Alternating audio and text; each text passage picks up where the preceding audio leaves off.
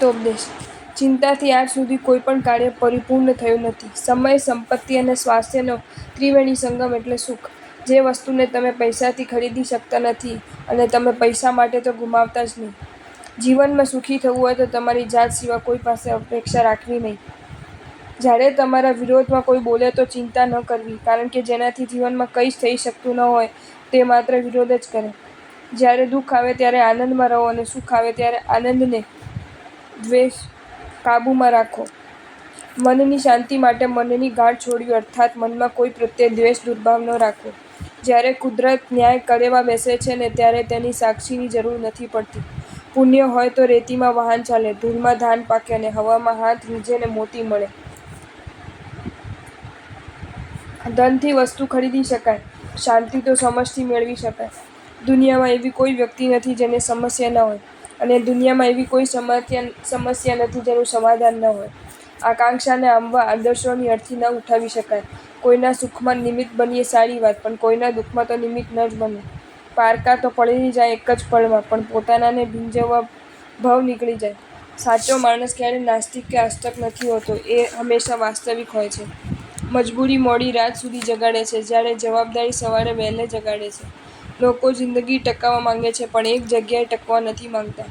કાંડાની તાકાત પૂરી થઈ જાય ને ત્યારે જ માણસ હથેળીમાં ભવિષ્ય શોધે છે. લાગણીને માપવાથી નહીં આપવાથી વધે છે. દુનિયામાં થોડા લોકો જ એવા હોય છે કે જે જેવા દેખાય છે તેવા જ હોય છે. તરી એ જ શકે છે જે પાણીને ડૂબાડી શકે. આ સત્યને હસી કાઢનાર કદી તરી શકતા નથી. ખાલી સુગંધ પહેરીને ફૂલ ન થવાય. સમય આવ્યા ખરવાની પણ તાકાત જોઈએ. દર્દ બજારમાંથી નથી મળતું, દેવાવાળા નજીકના જ હોય છે. વ્યક્તિને સમજવા દર વખતે ભાષાની જરૂરત નથી હોતી, એનું વર્તન પણ ઘણું બધું કહી દે છે. કોઈને અડવું નહીં એ કોરોનાએ શીખવ્યું, પરંતુ કોઈને નડવું નહીં એ પ્રભુએ શીખવ્યું. તમારી અંદરની નફરત લોકો એક મિનિટમાં ઓળખી જાય છે, પણ તમારી લાગણીને સમજવા લોકો વર્ષો લગાવી દે છે. જીવ જોખમમાં આવે ત્યારે સમજાય છે કેટલીય વસ્તુઓ વગર જીવી શકાય છે. મનથી વાત કરવી અને કોઈનું મન રાખવા વાત કરવી એમાં ઘણો તફાવત છે. પ્રશ્નો અને પડકારો નુકસાનકારક જ નહીં, લાભદાયી પણ હોઈ શકે. પહેલાં લોકો પાસે ધન ઓછું હતું પણ સુખી હતા, કેમ કે ત્યારે ખાઈ લેવા કરતાં ખવડાવવાની ભાવના વધારે હતી. શરૂઆતથી નાની સમસ્યાનો સામનો કરો. જ્યારે આપણે અપાત્ર બનીએ છીએ ત્યારે આપણને ઉપેક્ષા પાત્ર પણ બનીએ છીએ.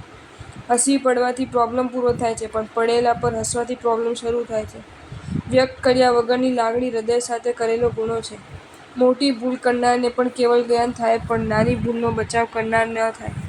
પોતાનો પરિચય જો પોતે જ આપવો પડે તો સમજવું કે સફળતા હજુ દૂર છે. ક્યારેક એવું પણ બને ખરેલા પાનનું તોરણ બને. કોઈ વ્યક્તિના ગુસ્સા પર ગુસ્સે ન થવું. ક્યારેક એ ગુસ્સો આપણી કેર માટે હોય. હારવાના ભય કરતાં જીતવાની મહત્વાકાંક્ષા વધારે હોય તો સફળતા આપણા હાથમાં. ચોકસાઈ અને પ્રામાણિકતા એ જીવનનો અર્ક છે. નામના સંબંધો કરતાં એકલા રહેવું પસંદ કરો, વધારે ખુશ રહેશો. એકલા ચાલતા શીખી જાઓ. જરૂરી નથી કે જે લોકો આજે તમારી સાથે છે એ કાલે પણ તમારી સાથે હોય. સુખી થવું હોય તો બીજાનું સુખ સહન કરતા શીખો. ખેતરમાં બીજ વાવવામાં ન આવે તો કુદરત તેને ઘાસથી ભરી દે છે. એવી જ રીતે મગજમાં હકારાત્મક વિચાર ન આવે તો નકારાત્મક વિચાર પોતાની જગ્યા બનાવી દે છે. પગથિયાં પણ પૂજાય છે, જો પ્રભુ તરફ જવાનો રસ્તો ગોઠવાઈ જાય તો. જો તમને આ વિડીયો ગમ્યો હોય તો આ વિડીયોને લાઈક કરો અને શેર કરો, અને આવા જ નવા વિડીયો જોવા માટે જૈન ફેક્ટ્સ એન્ડ સ્ટોરીઝની ચેનલને સબસ્ક્રાઈબ કરો. ધન્યવાદ.